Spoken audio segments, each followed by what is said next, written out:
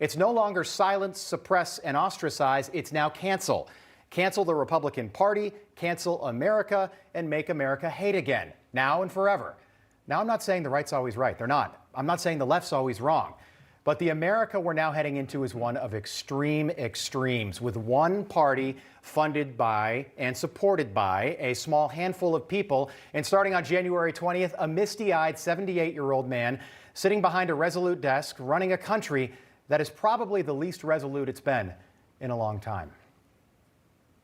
All right, let's switch gears right now. We've got a great interview coming up. There are calls growing for transparency about information law enforcement had leading up to the January 6th violence we saw on Capitol Hill.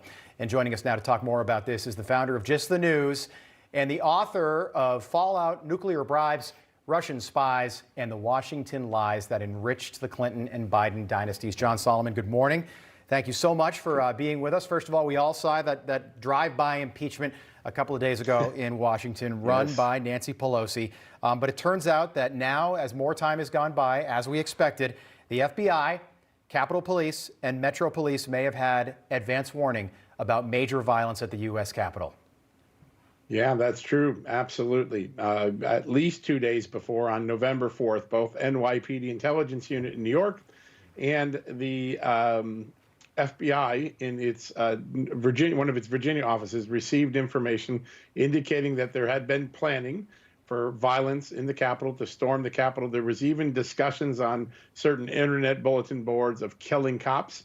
That was sent immediately to the what's known as the Joint Terrorism Task Force in Washington, which then brings it to the alert of the Capitol Police, to the Metropolitan Police, and to other officials. Now, interestingly, while this information was forwarded to law enforcement, and it spurred a conversation about getting National Guard backup, perhaps something that the Capitol Sergeant at Arms ultimately rejected, it was never briefed to the president. I confirmed with White House officials yesterday, the president was never told of these concerns prior to his speech in his PDB, the Presidential Daily Brief. So it had a low-level dissemination in the law enforcement communities, but it does indicate that there's some evidence, and I think even now more when you look at the early charges, that people were planning this. You don't make pipe bombs after you've been incited by a speech. You make them months or weeks or days in advance. Right. So there's clear evidence of planning, and there was warning that there was planning going on 2 days, at least 2 days before the attacks. Okay, so why do you think why do you think security wasn't beefed up at the Capitol in a big way? And do you have a theory about why this was sort of kept hush-hush? Well, I'll take the former Capitol Police Chief at his word. He says he went to the House Sergeant at Arms, who reports to Nancy Pelosi, and suggested he needed reinforcements. The DOD also made the same recommendation and offered the reinforcements on Monday, January 4th. And the the Sergeant at Arms came back to him and said, "We don't like the optics of having soldiers walking around our Capitol. We don't need it." I think that's going to be a fateful decision. In fact, we know it's a fateful decision.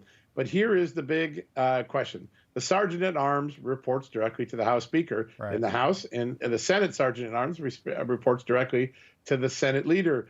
What do Mitch McConnell and Nancy Pelosi know about these conversations? Were they consulted? It seems improbable that you get a request for help from the National Guard and you get intelligence saying there's about to be violence at the Capitol, and you don't alert the leadership. I think this is everyone should be asking, what did those two leaders know, and when did they know it? John, that's a serious accusation that you're making there. Do you think? I'm not making an accusation. Well, I think ask you what the police chief said. It's factual. I agree, but are you trying to say that Nancy Pelosi may have known this was coming, and I'm not going to say wanted it to happen, but allowed it to happen? I'm saying we ought to ask the question. Someone ought to ask the speaker. Someone ought to ask the leader, what did you know and when did you know it? If your top deputies who you just fired knew it, because we now know that from the Capitol chief, we need to know what they knew. If they didn't know, it's a failure in communication in the security system. If they did know, they have to explain their rationale, what their thinking was. We filed a FOIA at the Metropolitan Police Department asking for the interviews, because Metropolitan Police in D.C. are doing the overview investigation. And they confirmed they had interviews with the Sergeant at Arms, the House and Senate Sergeant at Arms, and the police chief, son, the former Capitol Police Chief, but they're refusing to release it on the grounds that it may invade those public officials' privacy. It's an odd I mean, it's just, rejection. that's But unbelievable. listen, we're trying our best to find the information out. We're not making accusations. Right. We're saying the facts warrant asking these questions, and we haven't gotten answers from them. In the meantime, the president was just impeached for allegedly, apparently inciting that violence. If you watch his speech or if you read the text, you can find the text online. It's very easy to do. There is no incitement. There's gray area, I'll give you that, but there's no incitement, direct incitement of violence. And we now know for a fact there were rioters, protesters at the Capitol while President Trump was still speaking a mile away.